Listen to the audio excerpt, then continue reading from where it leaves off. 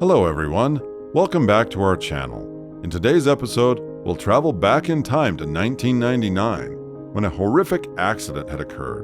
Around 7:30 p.m., Mikkel Biggs, 11, jumped when she believed she heard the sound of an ice cream truck. February 2nd, 1999. Then, she and Kimber, her younger sister, ran outdoors while each carrying 2 quarters. Mikkel boarded Kimber's new pink and purple bicycle as she arrived with the family dog. A few more neighborhood kids from Mesa, Arizona, who had also been drawn outside by the faint sound of music, joined them as they made their way to the corner of their street.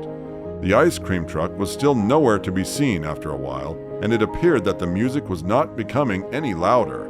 While some of the other kids gave up and left for home, Mikkel was adamant on getting a popsicle. Additionally impatient, her sister informed Mikkel that she was leaving to go home. Mikkel continued to wait while circling on her bicycle. When their mother saw that Kimber had returned by herself, she told her to go retrieve her sister. Kimber went to get a jacket before returning to the corner. She was gone barely a minute and a half. Sadly, in that brief period of time, Mikkel had vanished. Her bike had been abandoned, and her ice cream money had been left all over the sidewalk.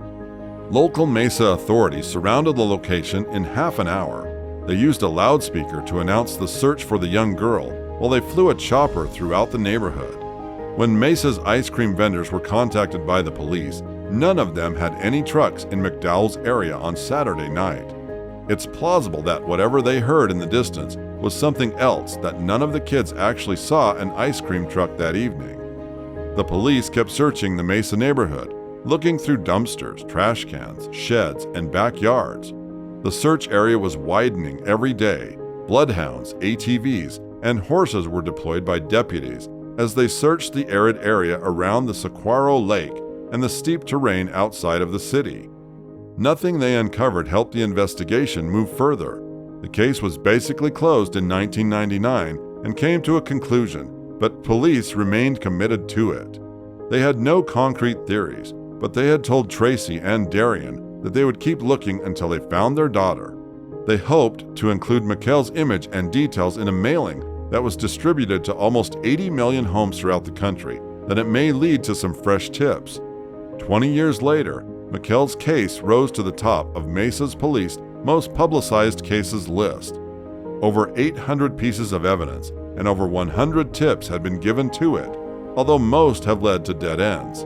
Over 35 mineshaft explorations in the Santan Mountains and 500 psychic interviews are a few examples of this proof. Then, one day, local law enforcement received an unusual tip that would help them crack this vexing case, and all of a sudden, the information surfaced and spread like wildfire. According to reports, someone in Wisconsin discovered a $1 bill with the handwritten message, "My name is Mikkel Biggs, kidnapped from Mesa, Arizona," scrawled around the edge. "I'm still here." In 2009, the dollar bill had been printed. Mikkel would have been 21 at the time, but the writing appeared to be childish, and her first name is spelled incorrectly. Detectives concluded that it was probably a fabrication because of these factors. Unfortunately, there is almost no way for them to determine where the dollar note might have been before it showed up in Wisconsin, even if it wasn't a fraud. The Mesa Police Department still views Mikkel's case as open-ended and unsolved, and they are unsure of her state of life. In order to put an end to their lengthy suffering, Tracy and Darren are still holding out hope that they would find out what happened to her. Thanks for watching until the end.